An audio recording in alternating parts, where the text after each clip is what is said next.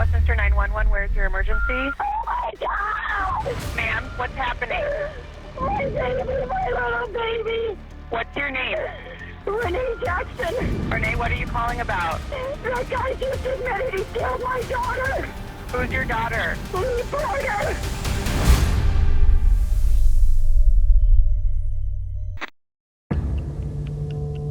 In the rural town of Cotopaxi, Colorado, tucked deep in the mountains about 120 miles southwest of Denver, 19-year-old Lea Porter's family is growing desperate.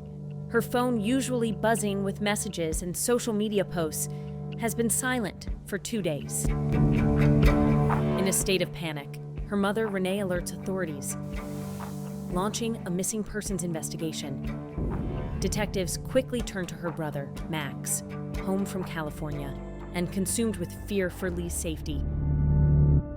When did you talk to her last? Last time I talked to her, it was last week at work. What was that conversation about? I was told her I was going to send her some money, so because she had a bunch of job interviews, she wasn't sure how she was going to get a ride to. Maxx promises Lea he'll send the money as soon as he gets paid, but when payday arrives, he can't reach her. Tried to call her Wednesday, she didn't answer. Yeah, she didn't answer anymore. Then I called and her phone was off. At what point did you start getting suspicious of something that wasn't right? The minute her phone was off. You know, I have messages on her phone and I left them nonstop. And did you call your mom and let her know that you couldn't get in touch with her? You know, and at first we were just like, okay, like, you know, she's hanging out with some friends. They were like, let's try to figure out where the hell she is, and like, nobody knew where she was. Right. Not one person she knows knew where she was. While questioning family and friends, investigators learned that Lea is a free spirit, warm, welcoming, and endlessly outgoing. Ever since she was a child, she was a social butterfly with a natural gift for making others feel at ease, forming deep connections, and rarely letting days pass without seeing or talking to someone she cares about. She's especially close to Maxx, who looks out for her and checks in often, keeping a watchful eye on his younger sister. But when Lea leaves Cotopaxi to attend Trinidad State College about 2.5 hours away, things change. Life at school isn't what she hoped. She feels out of place, lonely, and deeply unhappy, a shadow of her usual vibrant self. Maxx grows increasingly worried as their once close relationship begins to shift. The calls become less frequent and the constant connection he's used to starts to fade. Eventually, Lea drops out of school and meets 38-year-old tattoo artist Jesse McSorley. Who's Jesse, just so? Jesse was her, no, I don't want to say ex. I have hated him because, you know, I thought he was a bad influence on my sister, and I didn't know their relationship because I'm just the brother in California who can't do nothing, and I'm worried. Max's concerns go beyond Jesse being twice Lea's age. He's also struggling with heroin addiction. Despite this, Lea has been living with Jesse in Pueblo, about an hour and a half north of Trinidad State College, for the past 6 months. And lately, their relationship has grown tense. Maxx often hears fighting in the background whenever they talk on the phone, only deepening his concern for Lea's safety. Upon checking Lea's phone records, an unfamiliar number appears among her final calls, traced back to the Castle Inn in Castle Rock, Colorado. Surveillance footage shows Jesse and Lea checking into the hotel on June 3rd at 12:38 a.m. The next morning, they leave at 10:16 a.m.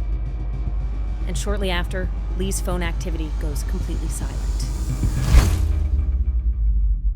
As the last known person to see her, detectives turn to Jesse, determined to find out exactly what he knows about Lea's disappearance. Can you tell me what your relationship is with Lea? She's lived with me in the last 6 months. She's my girlfriend. How'd you guys meet? I tattooed a girl she went to school with, and then I saw this cute girl on Facebook, so I started, hitting her up on Facebook, and that's how we started talking. Basically, she gave me this letter, and flowers and candy and all this and she was like, "You're gonna be my boyfriend, whether you like it or not." And I was like, "No, I'm too old, I can't take you seriously." And she was like, "No, you're gonna try it, and in a couple weeks, if you don't feel like it's working out, then we'll talk about it." Right. Is that kind of her personality? She picks what she likes and she goes for it? That was her, man. She just was like, "No, I'm not taking no for an answer." And I fell in love with her, man. Fell for her hard. You guys were talking about getting married at some point, is that what I understand? We've talked about it, yeah. Okay. You engaged? I mean, between us, yeah. Like, Okay. our rings were from a gumball machine. Really? Yeah, sometimes there's better ones. We didn't have the money for the rings. Lee and Jesse are swept up in a whirlwind romance, and soon she moves in with him. Their days are consumed by parties, laughter, and the electric intensity of new love. But Jesse admits there was a moment when everything took a dark turn. We would roll a lot. We'd take, Molly, ecstasy, and You guys like raves and stuff? I have a long history with heroin, and after we rolled, it's kind of like you get an anxious feeling sometimes. And Right. so it's like I got it for that reason, just to chill us out after, or not to chill us out, to chill me out. And then she started, I want some, I want to do it. And I remember giving her the disclaimer talk several times and saying, "This is going to be the downfall of your life. There's gonna come a day when you're gonna wish that you never made this decision." When Lee starts using heroin, Maxx grows increasingly alarmed, and his protective instincts kick into overdrive. Once he found out she was using drugs and she was dating me and she had dropped out of school, he confronted her and he said, "I'm telling Mom everything. She's gonna disown you. She's gonna take your car. She's gonna take your phone, and you're gonna have nothing." And it scared the hell out of her. And so for most of the 6 months, like, we couldn't be together online or any of that because we were hiding it from Maxx, who was in California. So I take it Maxx wasn't your friend? No, he thought I was the devil. As the months pass, life's pressures begin to weigh on Lee and Jesse's relationship. Between keeping it secret, coping with drug use, and the anxiety Lee feels after dropping out of school and facing an uncertain future, friction grows. That tension eventually reaches a head when Jesse believes Lee has betrayed him. I suspected she was cheating on me. It was like the biggest fight we ever had. You guys arguing or you guys? No, not hitting each other, just screaming at each other, and me calling her all kinds of bag, get the out of my house, that whole. Because you just found out she cheated on you. Right. Caught in the turmoil of their relationship and the grip of addiction, Jesse says he reaches a breaking point and knows he can no longer continue on this path. I was moving back to Maryland. Is that just to get away from the... I didn't want to use anymore. Okay. Period. So you were trying to get clean and move back to Maryland? Right. And you and her had talked about that? Yeah, it had been planned for weeks. So what was she thinking about that? I'm sure that was pretty tough. She begged me not to leave every day. Jesse explains that despite the constant turmoil and the weight of their struggles, they're still deeply in love. Their bond is undeniable, a connection that neither conflict nor addiction can break. But at this point, stepping back and getting help is the only way to keep everything from unraveling further. Did she have a place that she was going to go? Yeah, Do you know where? we had set things up with Brendan Gomolka, who's a friend. So she was going to move in with Brennan? He has a room that he doesn't use at a house that has some other housemates, and he was going to let her have that room for a month or so. And he lives up here? He lives in Denver area, yeah. Okay. That was the plan, was she was supposed to meet up with him. Jesse details the day they moved out, just hours before Lee disappeared. I rented the car. Me and her both packed our cars up. We left in the evening on Monday, and the original plan was for me to follow her up to Denver and then we were gonna stop somewhere, say goodbye, and I was gonna head out east on Right. 70. Well, on our way to Denver, I called her and I said, baby, my eyes are already I was like, I can't drive right now. So I ended up going into the hotel and charging a room. Where? Castle Rock, Okay. Do you remember what the hotel was? Castle Inn. We stayed the night there. The next morning we checked out and we sat in the parking lot for a little bit, just kind of crying and hugging each other. And she begged me not to leave. She talked about killing herself. She didn't have anything left to live for. What did she say? Everything in my life that I care about is gone. You're leaving me. And I tried to calm her by saying, look, this is just the beginning. All you gotta do is get your together and we can have a great life. I'm gonna go take care of me. I can't take care of you because I can't take care of me right now. So I'm gonna go. I don't wanna go. I love you. So please go to rehab. And she said she was going to. She said she was gonna go. We said goodbye and I pulled off. Did you have any communication with her after that? And I started texting her around, I think 5:07 was my first text to her. On the same day? Mm-hmm. And did she respond? No. Started getting worried pretty much right away. Because She hadn't texted or called.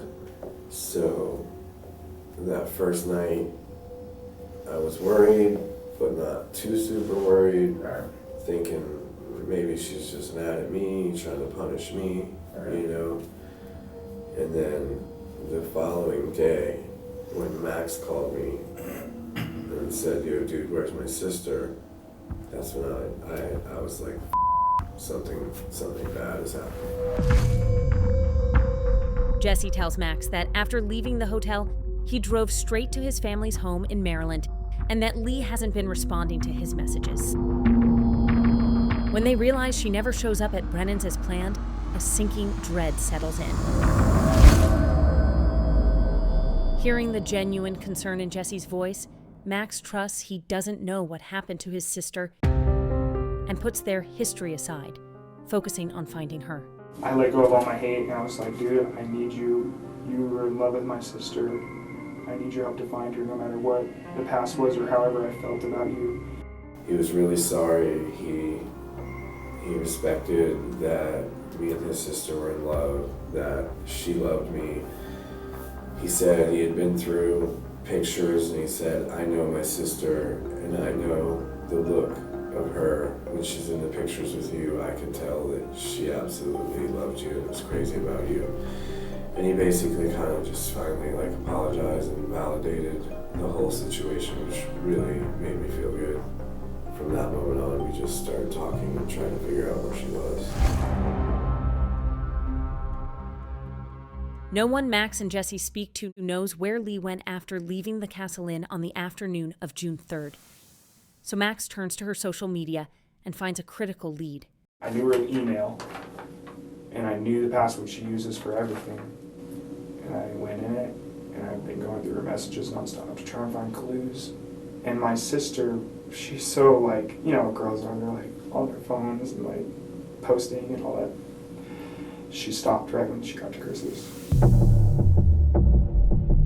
Maxx discovers messages between Lea and 23-year-old Chris Wade, a former high school classmate and Army veteran now living in Westminster, about 45 miles north of Castle Rock. Well, we knew she went to Chris's house, so she was going to go there to kill time. She was waiting for Brennan to get off work. Oh, okay. Gotcha. So we left around noon, and she had to kill 4 or 5 hours till he got off work. This is stuff you read from her Facebook, but not necessarily something she said to you. Is that correct? Right. Okay. This is what I read on her Facebook. Yeah. Did you guys talk about Chris at all? Very, very little. The only thing she really ever said about Chris to me was, it's a friend from high school, a weird friend from high school. I used to go to high school with him in Okay. Cotopaxi. You know where Cotopaxi is? So how long have you This is known in Canyon him? City in the mountains. Oh, We okay. all knew each I've other. heard of that, yeah. Okay. This is how she knew him. He was only an acquaintance to me. He was creepy to me. In high school? He just looked like he was creepy. Did she know him really in She did. school? She Were did. they No, friends they were or not friends in close school. or She was in anything? middle school, Right, probably, I he think, was in high school. So this is kind of a new friendship. It hasn't been since she was 17, 18, 19. But It's just he messaged her first on Facebook. She made it very clear that I don't want a relationship. I just want you to help me. She's having a hard time because her Right. boyfriend just left. I don't know. Once we knew Chris was involved or whatever, last seen her, I immediately started messaging him. Then I called, I think I might have called him that first day and talked to him on the phone for quite a while. What did he tell you when you called? She came, she was distraught. I tried to cheer her up, and they went to Boston Market. They played video games. She got an alert on her phone and went outside into the parking lot and got into a light colored truck. Did you believe him? My stomach was telling me no. Maxx also reaches out to Chris, trying to piece together what happened. He tried telling me that she came over and they talked, and then he said that when she left and she got into a white car. I told him, I was like, and I had a feeling he was leaving something out. I was like, if you are leaving something out, you gotta tell me.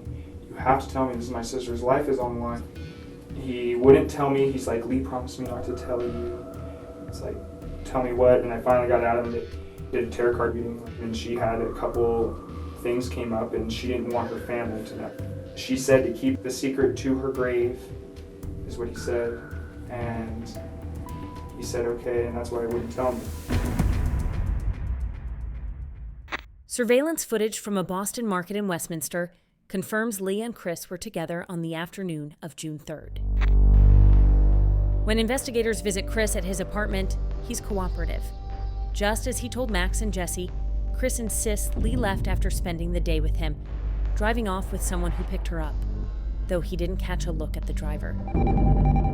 Chris even allows investigators to search his home. Inside, they move carefully through the cluttered space, examining every corner for evidence that might explain what happened to Lea. The mess is overwhelming, a chaotic reflection of the mystery surrounding her disappearance. Yet every detail is carefully noted. Stepping outside, the search takes a chilling turn.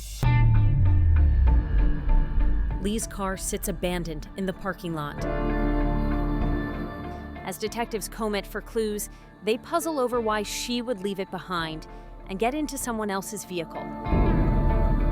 As the search continues, word of Lee's disappearance begins to spread, drawing the attention of local news outlets. It's like she just disappeared off the face of the earth, and it's not like her. Right now, friends and family are desperately searching for Lea Porter. We have some good leads on where Leah's at, so we're out looking for Lea. We want to bring her home to her family. It's believed that Wade was the last to see Porter alive and had allowed police to search his apartment nearby along Federal earlier in the week. Chris speaks with a local news reporter, voicing his concern for Lee's well-being. Well, overall, I just want her to be safe. I don't really have very many friends, but the friends I do have, I'm very loyal to. So even losing one is a heavy blow for me. Have you tried, obviously you've tried her cell. Yeah, I've tried texting her, I've tried calling her, left her some messages on Facebook, and haven't heard anything back from her. I was told that I'm not a suspect, but I just want to be as cooperative as possible to make sure that, I stay that way. After 5 days of searching with no sign of Lea, detectives bring Chris in for a recorded interview, and new details emerge about the day he spent with her. So I understand that Lea actually came and spent some time with you? Yes, there's a Facebook post on her wall that's when this all started that she needed help with something, but she didn't say what. Then I messaged her asking, what do you need help with? Maybe I can help. She told me she had just broken up with her boyfriend and that she was having to move out. She was feeling depressed and wanted to hang out. So I said, do you want me to meet you someplace and we can hang out there, or do you want to come over here and hang out? And she said she'd prefer to hang out with me at my apartment. What time did she get there? I didn't check, but I think it was around like 12:30. Then we talked for a little while. Then around 1 o'clock we went over to the Boston Market. I treated her out to Boston Market, like I said. Then we came back and we played some video games for a while we were talking, just kind of to help get her mind off of what she was saying. So when you guys are together then, that afternoon after you've eaten at the restaurant, yeah, you're back at your place playing video games? Yes. She had just come back from the bathroom. We were just getting ready to get back into the video game, then she leaned in and kissed me. I kissed back, but I tried to, I guess, limit myself would be the word, as to the intensity, I guess. So I was letting her go as far as she wanted. Then when it led to the bedroom, we kind of flip-flopped between who had the wheel, and we had sexual intercourse. And maybe I'm not reading this right, but if she's depressed and this is the way she's feeling, why would she want to have sex with you?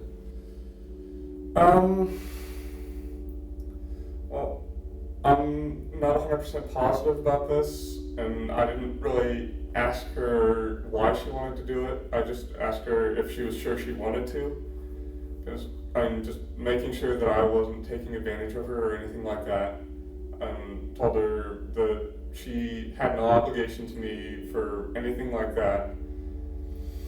But I think that she was just trying to, I don't know, find some way to cheer herself back up.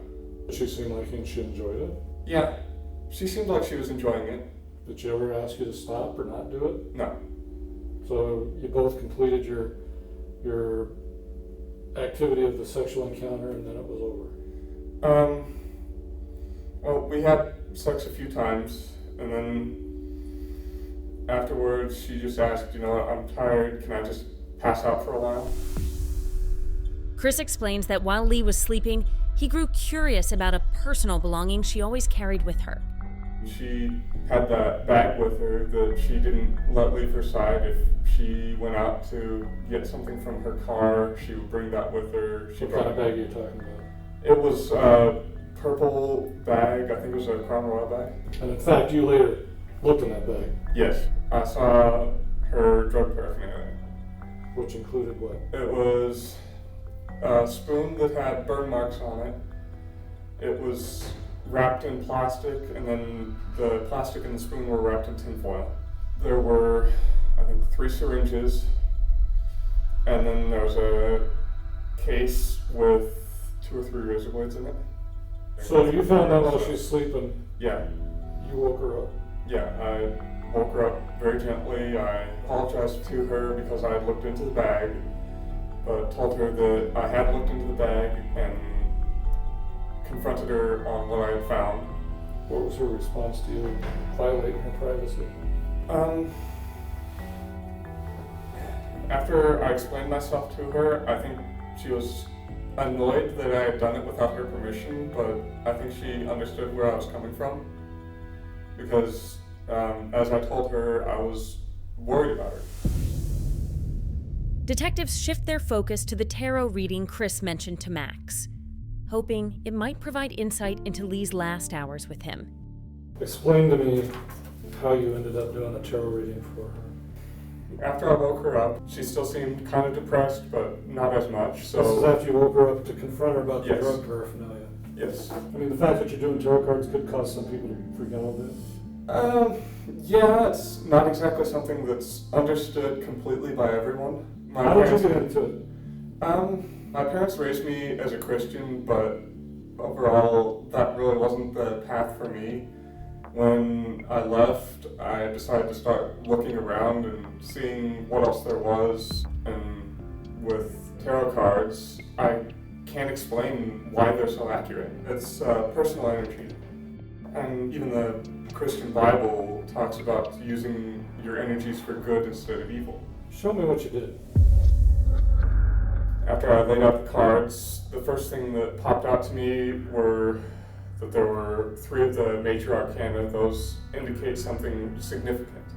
There was death, the High Priestess, the 3 of Cups, Ace of Wands, and Judgment. Each of the 4 points represents an element: air, earth, fire, and water. Then the center represents the spirit. The first thing that popped out to me was the combination of the High Priestess and the Ace of Wands. Usually the 2 of those together will indicate either pregnancy or may become pregnant in the future. And after I asked her about that, she told me that she had missed her period. So you actually asked her about being pregnant? Yes. Then the 3 of Cups is representative of something to be celebrated. So, overall, there was nothing to me as far as the tarot card reading to indicate any sort of physical harm to her. Well, what does the death card mean? I took it to mean that death and judgment were paired together to indicate that she should, clean out the closet, so to speak, take a close look at her friends and get rid of the bad influences. Did she believe what you were saying? I think she took it and interpreted what I was saying and what the cards were saying as to literally go away and start a new life. Just complete clean slate. Why did she not want you to tell anybody about this? It was more about the pregnancy part than about the tarot reading. She specifically told you, don't tell my parents about this? Yes. She asked me not to tell her parents or anyone else about this. About what? About her missing her period. Chris explains that shortly after the tarot reading, Lea received the notification on her phone that someone had come to pick her up, prompting her to suddenly leave. So from the time she gets this notification and the time that she walked out the door, how much time? Maybe 1-2 minutes tops. She got into a truck. I didn't really get a look at the driver or anything like that, but afterwards they took off and I thought that was normal. Once she got in that truck and left your parking lot, you had not That was seen the her last since. I have seen of her. Well, Chris, I'm going to ask you flat out right now. Do you know where Lea is? And did you do something to her? I did nothing to her beyond what I've already said, and honestly, I have no idea where she is. What do you suspect happened to her? There's a lot of things that could have happened. To me, the most logical things are that she took the advice from my tarot reading beyond the level that I intended, or that she has fallen back into using drugs, and that she is ashamed to talk to people right now. When detectives questioned Maxx about Chris, they uncovered details about his past that raised serious concerns. You described Chris as being creepy in high school and weird. Can you describe, the creepiness? So he would get frustrated with girls. He would think that someone's flirting with him and he would get really upset and frustrated. Did he have girlfriends in high No, school? not one. Okay. Not one girlfriend. Not one girl ever looked like she was attached to him. I talked to his mom because I heard that he had thoughts of killing a certain girl while he was in high school. After learning of Chris's disturbing thoughts, authorities turned to his mother, Vicky, hoping she can provide more insight. Hello? Hey, speak to Vicky, please. This is Vicky. Vicky is Detective Calvin with Westminster. How you doing? I'm doing okay. Do you have a couple minutes for us to chat? Yeah. What do you know about what's going on up here? I just heard that there was a girl missing and that she was with my son right before. How do you know that? I got a call from her brother. Okay, from Lee's brother? Yeah. What did he have to say? He just had some questions about Chris. What did he ask you? Just if there was any concerns with him. Okay. Are there concerns? Not that I know of. Can you fill me in on a little bit of Christopher's history growing up? He kind of struggled in high school. Okay. What does that mean? He's a different thinker. From what and he's a smart kid. He's very smart.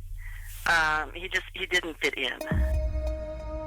Vicky explains that after high school, Chris enrolled in the Army. He did some deployment time? He did some deployment time. He started having nightmares in deployment, and they sent him back. Okay. Did he get discharged? Yes.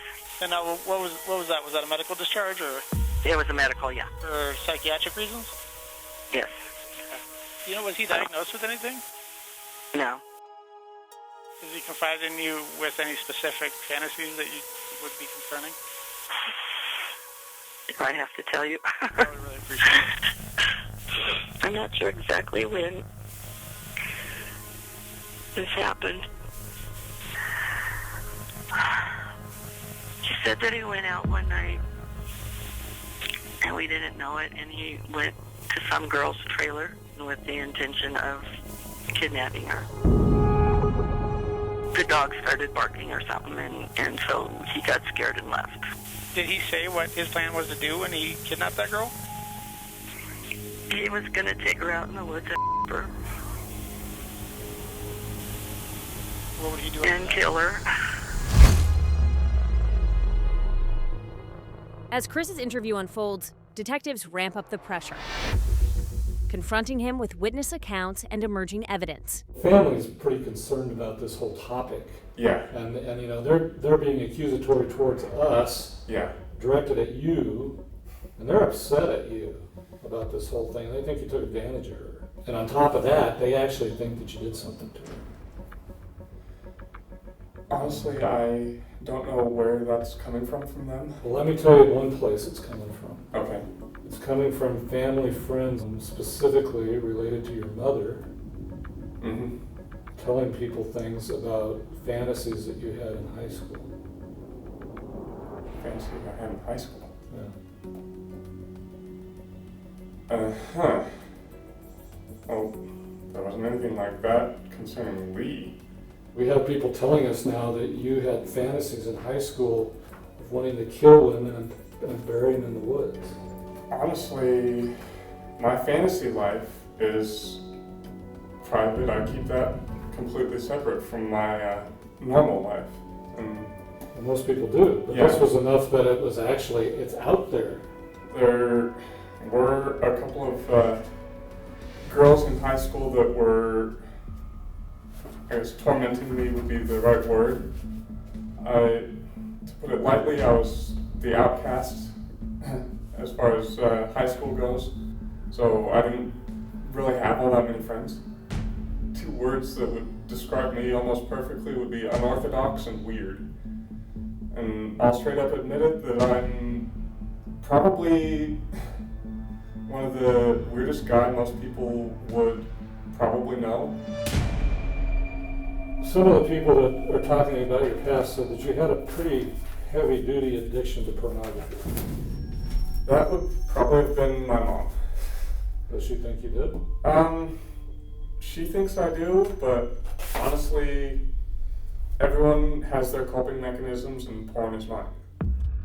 Turning to Chris's claim that someone else drove Lee away, a detail that remains suspicious to detectives, they spot a clear inconsistency in his story. So how would somebody who contacted her and left either a message or a notification, how would they have even known where she was at? Honestly, I thought that that was her ride. I thought that she didn't have a car and that she had gotten a ride out here from someone else. It wasn't until her brother Maxx called me that I even realized she even had a car. Well, earlier you said that when she would keep that bag with her at all times when she went out to her car. She had that bag with her that she didn't let leave her side. If she went out to get something from her car, she would bring that with her. I'm sorry, I'm just really kind of stressing out about her being missing. And I guess what they say really is true. Not knowing is really sometimes worse than knowing. Having caught Chris in a lie, detectives intensify their questioning, confronting him with evidence found during the search of his apartment. So is there any reason why we would find Lee's blood in your apartment? Well, when we were starting to get a little more physical, we accidentally bumped into each other and had a nosebleed. And she had a nosebleed, but other than that, no. Well, what do you mean other than that? If she had a nosebleed, there's blood dripping, right? Yeah, it was, and we cleaned it up, and it wasn't really anything, I didn't really think much of it at the time, so after she got up, I cleaned up the little bit of a mess. I mean, it wasn't a major gusher, it was just a couple of drops. Chris is then confronted about something missing from his apartment, and the tension in the room escalates. I'm a little concerned, your story about your sheets. Yeah. So where are your sheets in your pillow? My pillows are currently on my bed. As far as the sheets, I have no clue. You didn't get rid of the sheets? No. Intentionally get rid of the sheets because maybe it had her blood on them? No, sir. The worst thing you could do is lie to us. Absolutely the worst thing you could do is lie to us. Okay? I understand. So, think about it again. What's the deal with the sheets? Alright, yeah, I did get rid of them. What did you do with those sheets? I just took them, I put them in a garbage bag, and I chucked them in the dumpster. I started getting worried because I'm the last person to have seen her. I mean, it makes sense that I'd be the logical suspect. So it seemed to me the logical thing to do was to get rid of it. Was there blood on the sheets? Maybe a couple of drops from where it rolled off of the pillow, but other than that, no. Do you know what else was with those sheets? Honestly, I can't think of anything else. Would you be surprised to know that her cell phone went out with those sheets? What? Her cell phone? Huh? Her cell phone ended up at the same place the sheets did at the dump. I do not know. Honestly, I saw her leave with her cell phone. How do you know she left with her cell phone? She picked it up. It was sitting by her purse. So, is it possible that her cell phone was still there and you went ahead and got rid of it with the sheets because you're thinking somebody's going to track this phone, let me just get rid of it with the sheets? It's possible, but I didn't. Now's the time, Chris, that you really need to be honest with us, because scientifically and through the pinging of the phone, we can tell where it was taken to. Okay. So was there a phone with the sheets? And what else was there? This is not the time to try to cover your tracks. This is the time for you to be honest with us. Yeah, I'm just trying to find the words to say, because I'm to try and find the right words, because I know that I have been untruthful, but and I'll straight up admit it, it bugs me to hell that I have been. But yes, her phone was with the sheets. Was she with the phone in the sheets? No. Chris, it's time for you to really be honest with us now, because I know this is really hard for you. She was not with the sheets. Is she lying in the dump somewhere? Oh, God, no. You understand why we're asking you this, right? Yeah, I understand it, but still, that's something I've had nightmares about, is hearing that she's been found somewhere in a dump someplace. I really do not want that for her. So where is she? Honestly, I do not know. She left and got into the truck. Nobody knew where she was at, Chris. I know that. We've got her text messages. Yes. We've got her phone records. She didn't send anybody a message to say, come and get me up here. And we know everybody that she talked to that day. We have phone records, we have cell tower. I thought that it was prearranged, okay? I thought that she had prearranged to have someone pick her up, and then... Chris, this is the place where you need to tell us what happened to Lee. This is your one and probably last opportunity to do this voluntarily.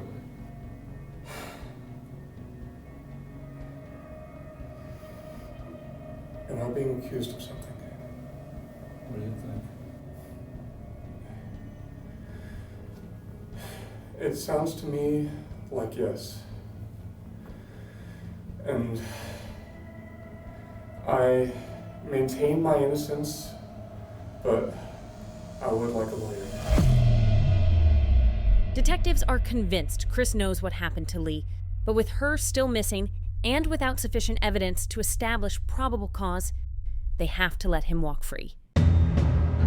That's when Maxx and Jesse decide to take matters into their own hands. At some point, I'm guessing you and Jesse talk because there's kind of a plan to kind of keep communication going. The last couple days, me and Jesse have been playing buddy-buddy with him over text. And I was like, how are you doing, buddy? How are you? Like, I hope you're holding up. Just trying to make him think that we didn't think he did it. We got him to meet up with us to do a tarot card reading for my sister.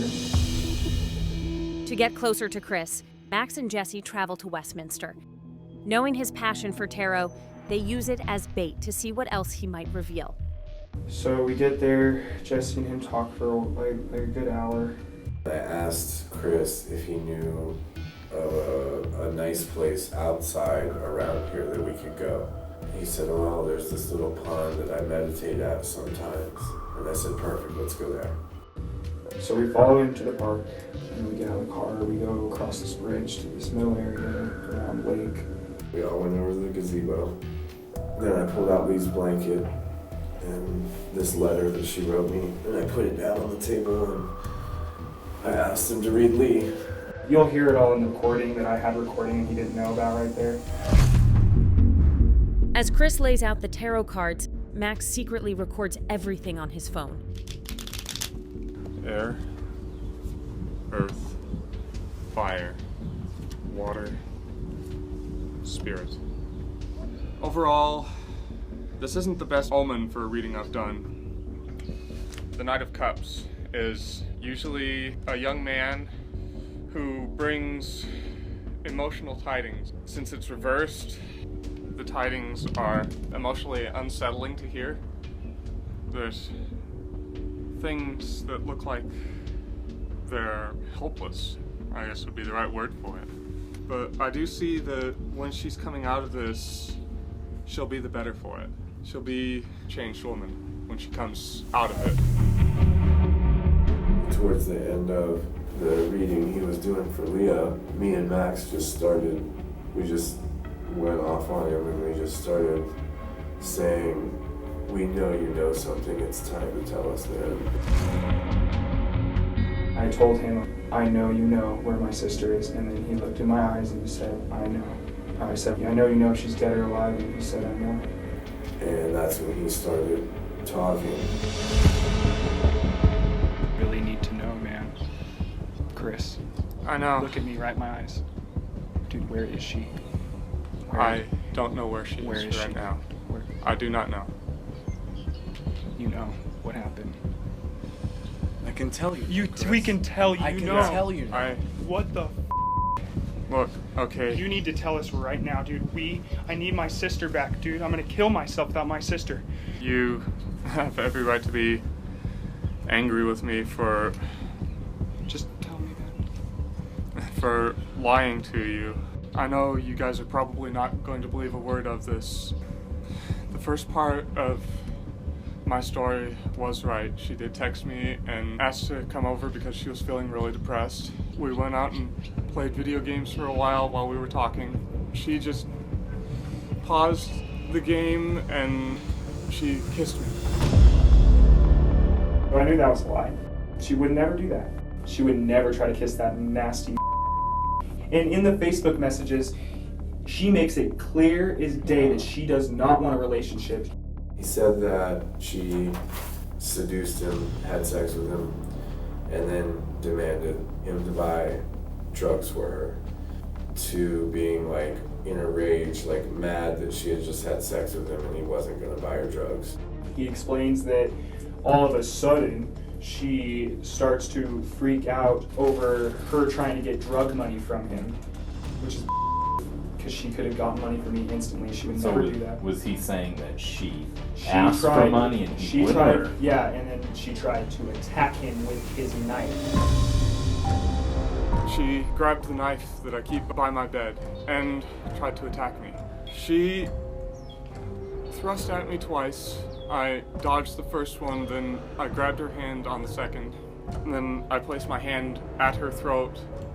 I didn't start squeezing until after she kept going.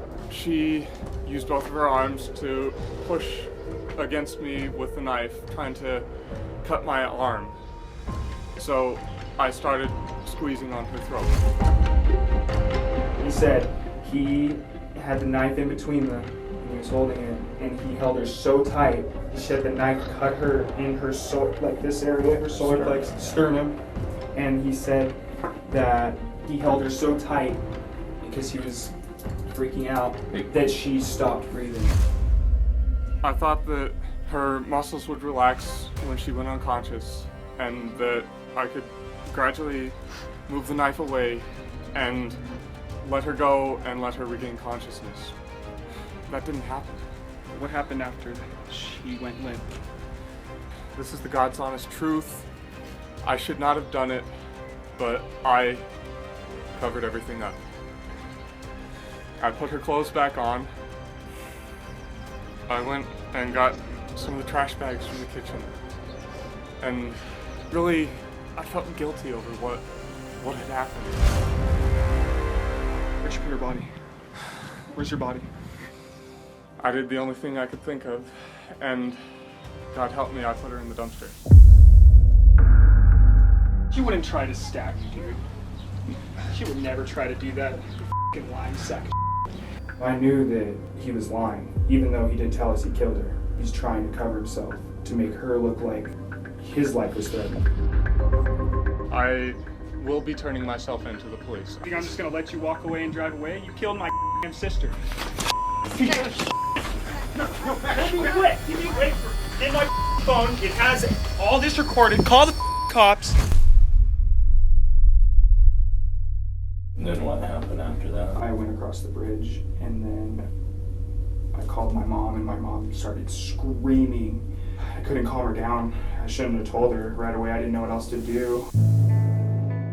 Renee, what are you calling about? That guy just admitted he killed my daughter. Who's your daughter? Lea Porter. And who killed her? Christopher Wade just admitted he killed her. Developing tonight, the arrest after a young woman disappears in Westminster.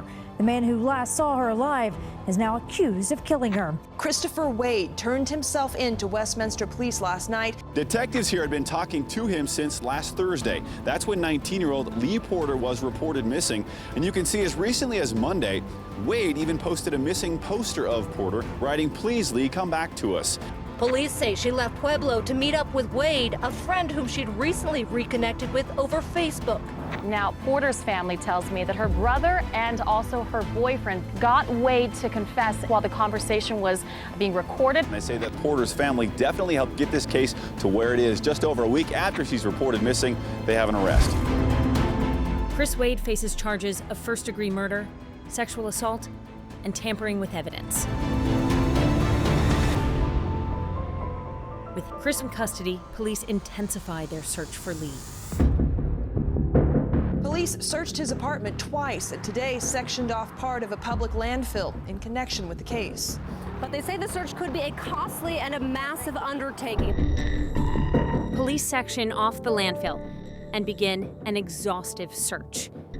Every bag, every fragment, every layer of earth is sifted through. Painstaking, backbreaking work in hopes of uncovering a clue. Hours stretch into days. Then something.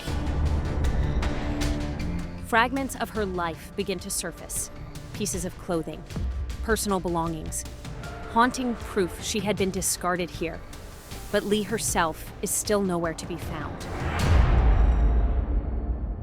Investigators spent 45 days searching the landfill associated with that bin. They were able to find Lea's clothes, her cell phone, but never her body. Anytime you don't have a body in a homicide leaves the question as to not only what the cause of death was, but whether or not there is a death. On September 25th, 2015, 479 days since Lea is last seen, Chris is convicted for her murder. An emotional day in court for the family of Lea Porter. Today, her killer, Christopher Wade, accepting a plea deal of second-degree murder. Both the first-degree murder and sex assault charges were dismissed. He got 48 years for murdering my daughter. She has been discarded somewhere. You know, whether he's hidden her someplace where he can go back and visit her, which is truly what my mama heart says. Lea's mom still wears this photo of her daughter around her neck and says the hardest part is not knowing where Lea is. I mean, I'm trying to come to terms that I may never find her.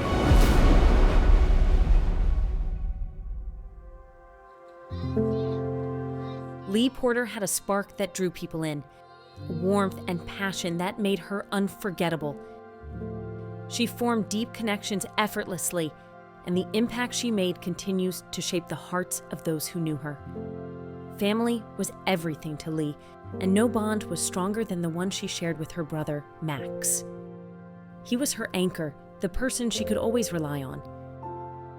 When she vanished, his protective instincts took over, driving him with a courage that would ultimately force a confession. Without his unwavering tenacity, the truth might have stayed buried. But his fierce devotion gave Lea the justice she deserved.